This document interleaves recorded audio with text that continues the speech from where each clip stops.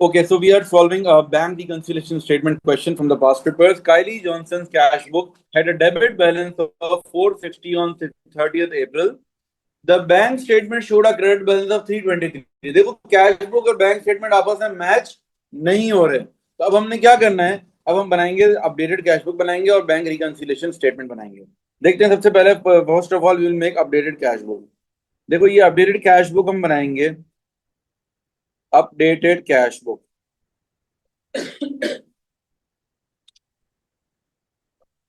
Updated cash book जो होती है उसमें क्या आता है, जो मेन ओरिजिनल कैश बुक का जो क्लोजिंग बैलेंस होगा ना, वो अपडेटेड कैश बुक का ओपनिंग बैलेंस हो जाएगा। देखो मेन कैश बुक जो हमारी ओरिजिनल थी उसका क्लोजिंग बैलेंस कितना था? 460। This will be the balance brought down. Debit लिखा हुआ है तो हम डेबिट साइड पर ही लिखेंगे। ठीक है, अंडरस्टूड? सब मेरे साथ हैं? On the other hand we will write bank reconciliation statement.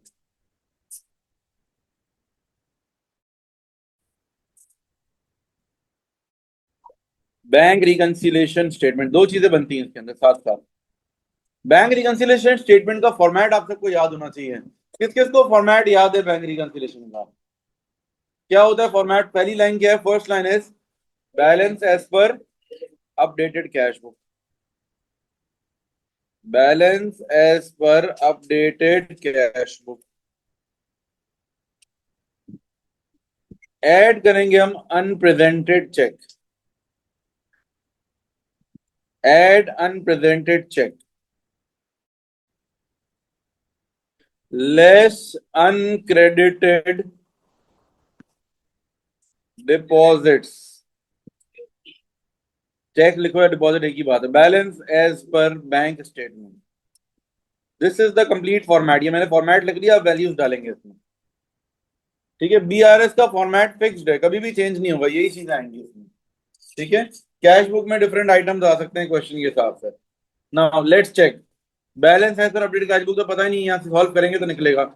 अब वन बाय वन हम ट्रांजैक्शंस को रीड करते रहते हैं। फर्स्ट ट्रांजैक्शन रीड कर रहे हैं, बताएं मुझे क्या है ये। A debtor Nancy Tan paid directly in $80 directly into the bank. This had not been recorded in the cash book. सोचो जरा, ये कहाँ आना चाहिए? कैश बुक में आना चाहिए या क्या बोला हुआ? This had not been recorded in cash book, मतलब कैश बुक में रिकॉर्ड करना हम भूल गए, नहीं रिकॉर्ड किया हमने। तो कहाँ आएगा ये? अपडेटेड कैश बुक में। आप सब लोग मेरे साथ साथ बेटा लिखें शाबाश। जो चीज कैश बुक में नहीं रिकॉर्ड हुई that will come in updated cash book. नाम क्या है? Nancy tan. Bank charges of $50 were included in the bank statement but not recorded in the cash book. Again ये भी कहां पर आ जाएगा? कैश बुक में आएगा। Bank charges $50। बेटा आप लोगों को मेरी बात समझ में आ रही? क्यों मैंने कैश बुक में रिकॉर्ड किया इसको? क्योंकि कैश बुक में रिकॉर्ड पहले से नहीं हुए हुए। जो चीज कैश बुक में रिकॉर्ड नहीं हुई होगी वो अपडेटेड कैश बुक में जाएगी। जी, अच्छा, वेरी गुड क्वेश्चन। रिकॉर्ड तो वो भी नहीं थी। देखो दोनों चीजें आ तो कैश बुक में ही रही है ना। वो वाली चीज क्या थी? उसमें पैसे मिल रहे थे और इसमें पैसे खर्च हो रहे हैं।